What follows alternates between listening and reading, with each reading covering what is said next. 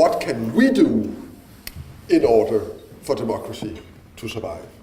So I would like that to be the main theme for our conversation, and I can simply leave it at that and ask you, so what does it take and what can we do?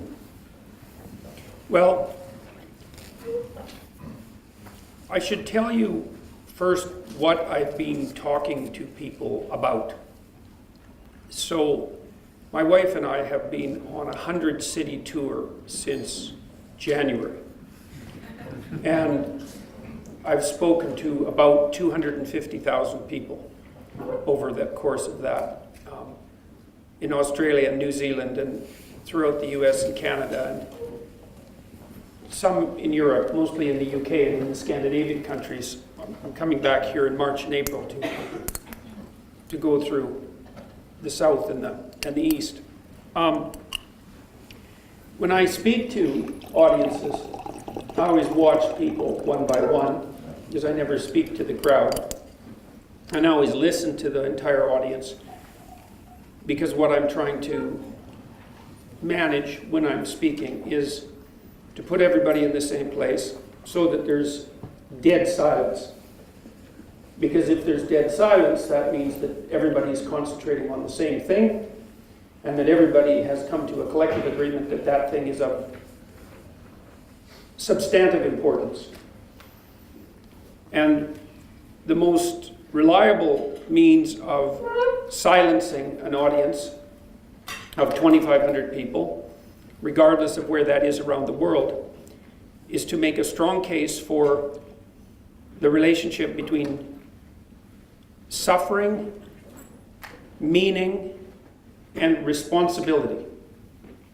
And the case for suffering, I think, is quite obvious, because one of the things that I point out to my listeners is that life has a tragic element, and we all are perfectly aware of that, and that we're subject to that as fragile and finite creatures, and that tragic element is amplified by the human proclivity for malevolence at a psychological level and at a social level.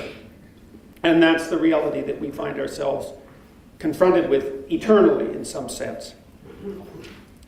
And that the proper antidote to that is not the pursuit of happiness, and it's not even the existence of the individual rights that are part of the substructure of democratic society, but the willingness to accept voluntary responsibility for those preconditions and then working to rectify them. And the corollary of that is that it's almost inevitably the case that people find the meaning that sustains themselves through suffering and that enables them to be motivated sufficiently to constrain their own malevolence is to be found in the adoption of responsibility.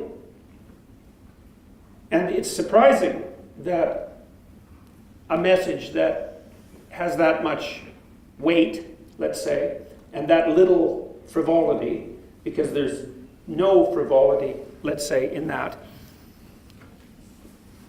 silences people.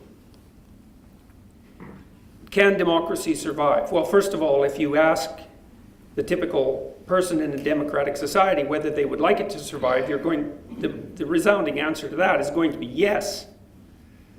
The people who are working to undermine it are a tiny radical fringe on both ends of the political distribution, let's say, with a disproportionate amount of exposure and power. And the people in the middle are lost, in some sense, without a uniting narrative.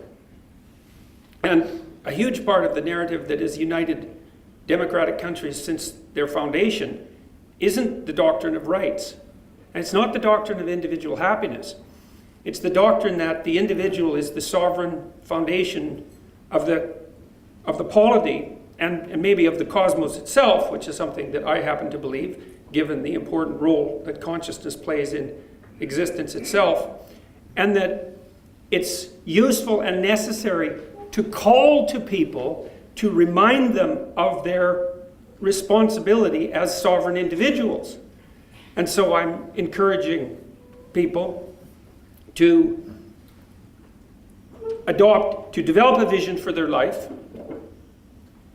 to adopt full responsibility for themselves in a manner, and not in a manner that pertains specifically to their narrow self-interest or happiness, but to something that's much broader in scope, to think that each person should take on the voluntary requirement to take care of themselves, but also their future selves, because each of us is a collective that stretches across time, and whatever you do impulsively in the present merely means that you sacrifice yourself in the future, and that's not a sustainable or intelligent solution. And you want to take on responsibility for yourself and your future selves in a way that's of maximal benefit to your family, if you can manage that. And then perhaps if there's something left over in terms of your capability, then you can do both of those things in a way that maximally supports and serves the community. And for many young people, that's something they've never heard, is that we've made a very bad case, all of us, I would say, that each of these people, each person, has that sovereign responsibility, and that if they adopt it, that actually constitutes something of singular importance.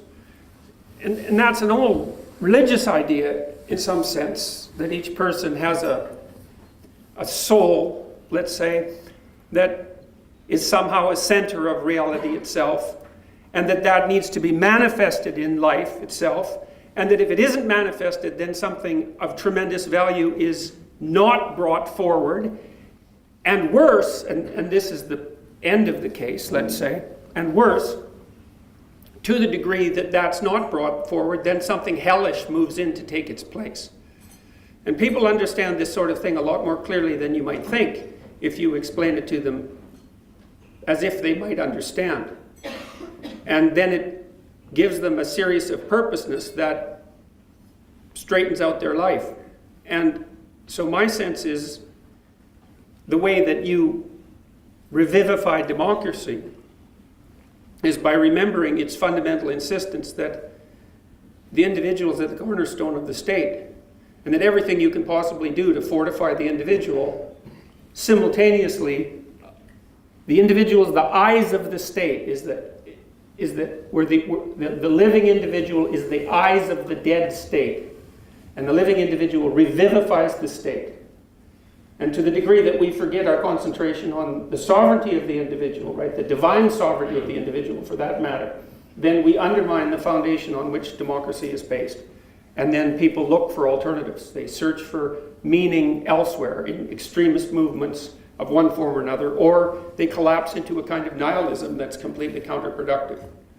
And so that's been my experience.